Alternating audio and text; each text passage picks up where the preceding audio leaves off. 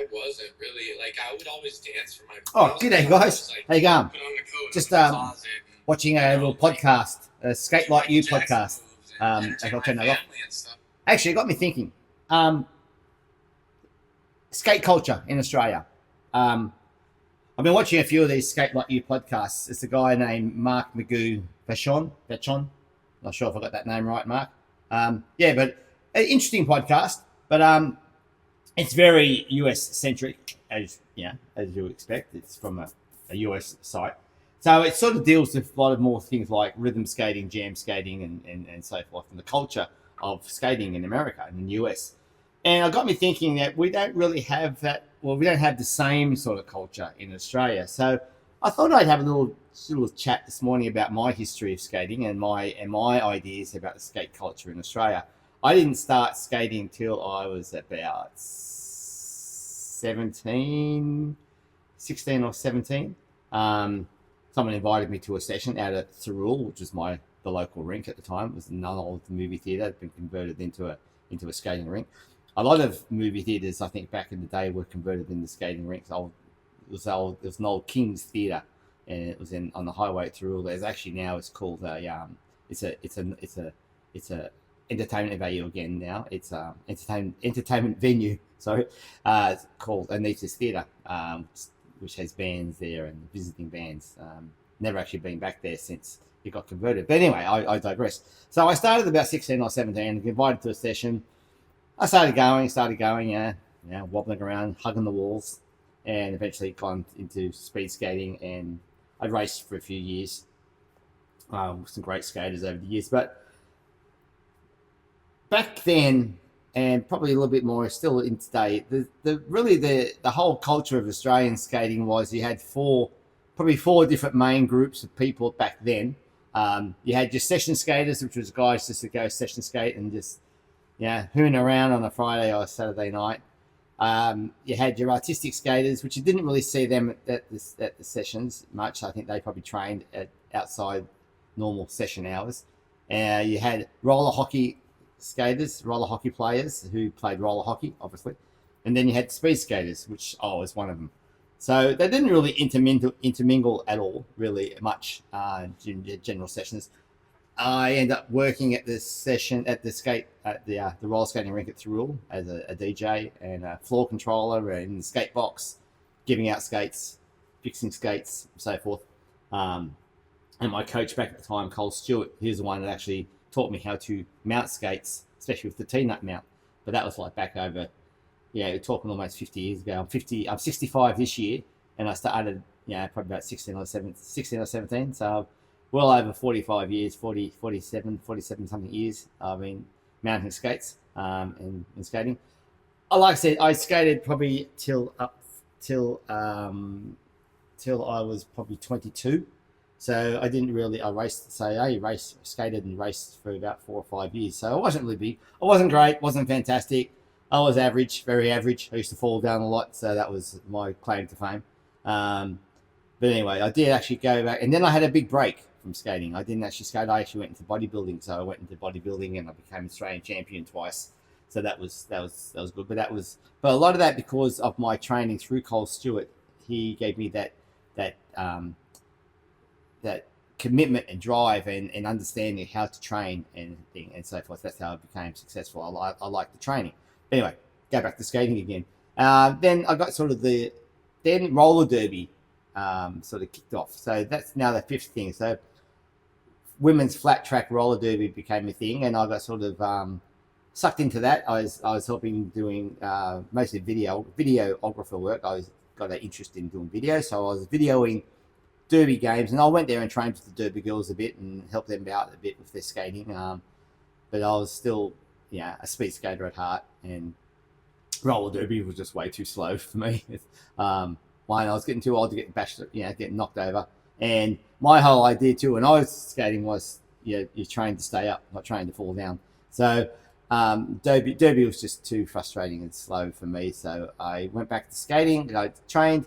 And a bunch of us got together and we went over in 2011, we went over to the tour of Timaru in New Zealand, which Bill Begg organised, and we skated there. So I actually went there as an Australian representative. It wasn't an official Australian representative, but we're sort of an unofficial Australian team. So I sort of got to unofficially represent Australia. But yeah, I had a couple of good races, but yeah, just once again, I used to train really well, but didn't really light the world on fire. So anyway, back to what skating is, to the culture of Australia. It was really funny because, like I said, we don't have, basically you go to a session and you just mingle around. Unlike America, where they have the beginners in the middle, and then as you from the beginners go out, the fast skaters go to the outside. They can do their rhythm skating or their jam skating in their trains or their skate crews, and they skate around. In Australia, we don't do that. Australia, basically, the beginners sort of hug the walls on the rails, and you aren't really encouraged or not really allowed to speed skate or go too fast during the general session skate times. What they do is they have general session skate times, and you just skate around, weave in and out, skate around, and then you say, okay, this song is going to be the limbo skate. So they set up a limbo thing in the middle of the thing, and people do the limbo.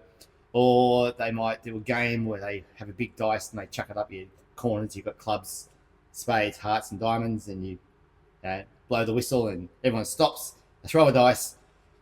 You get eliminated, and eventually you get down to one person. That person would win a drink at the bar, at the skate shop, at the canteen. And then you would have a backward skate for a couple of songs, maybe. You go, so not a backward skate, reverse direction skate. They're reverse direction, so instead of going clockwise, you go anti-clockwise. And then they might have a speed skate. And usually back in the day, they used to have a beginner speed skate. Then they'd have a advanced speed skate, and then they'd have a speed skate for people who raced, who were members of AFARS, which was the Australian Federation of Amateur Roller Skaters.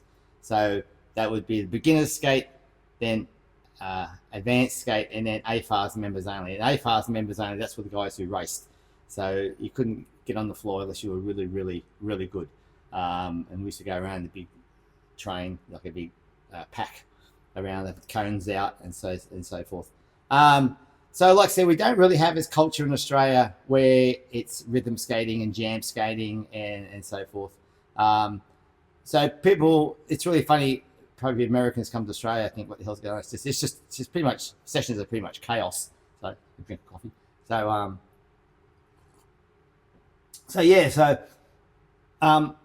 So going back to the Sk8LikeYou podcast, Mark Magoo, he interviews people each week. I've seen a lot of the names on there that I've seen, like you could Jim Garrett from JG Hubs. You got Ron Murray, who does the cushions. You got Nathan Edwards, who's the guy to Forgetting Your Wheels machine. But these are all very US centric people. A lot of skaters. And he talks to a lot of rhythm skaters. I think Ginger Matthews is another person, another girl who I recognise the name of. But like I said, we don't have any names like that in Australia. Around unless you're in the speed skate community. There's people like there's Ron Woods, and there's Gary Chater and Kevin Webb and Bill Spooner. But these are names that I know: Tony Keefe, Michael Stone, and so forth. But back then, we also grew up with people like the Italians, Giuseppe Crisciani, Giuseppe De Pergio. Whereas we knew about some Americans like the Tom Peterson and the Bobby Kaisers and the Dante brothers, but we weren't. Like I said, I suppose we don't worship our skaters. Like, this is all my opinion, my understanding of it. So if you have any stories or thoughts on that, that'd be great to hear. So I just sort of get on here this morning. I was just in my shed having a coffee, having a bit of breakfast. I got to work early. I got here in early, and I just was watching a podcast, and I thought this is just a good way to inspire. So, thanks for just letting me waffle on this morning. If you got any thoughts on Australian skate culture that I've gotten wrong, or your experiences, is jam and rhythm skating starting to take off in Australia? I think up at the Macarthur Roller Skating Club, which I think some of them are sort of starting to get interested in a bit of jam and rhythm skating, from what I could maybe see. I think Candice Featherstone, is it? I think she looks like she's interested in some of the. I know she put up about the rules, about similar rules to the American rules about beginners on the inside and so forth that goes out. So be interesting to see if some of the American culture, skate culture, infiltrates Australia. I mean, we pretty much are influenced by American skate culture, but we haven't been influenced over the years, so maybe not. Well, we don't have stoppers, which is one thing. We don't, even though I do have a little stoppers on my lights there. But so yeah, so I'm getting onto the second skate on these. These come up really well, especially like the mounting bolts on these, really nice and flat. So so like these are the Bont Zeus plates and the Bont Quad Racer boot with the Scott Corey Phantom wheels with the micro bearings. So yeah, so that's basically it for this morning. I'll try and get onto the second one of those and give you a review of how they went, and maybe do a video of the mounting video. So another one, if that's what you want.